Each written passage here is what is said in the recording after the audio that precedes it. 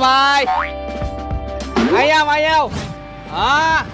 હું કેસ ભાઈ ઉપર આવ ઉપર કાઈ સમજાતું નથી ઉપર આવ અહીંયા આ બેટા ઉપર જવાનું કી હે હા આવું હાલો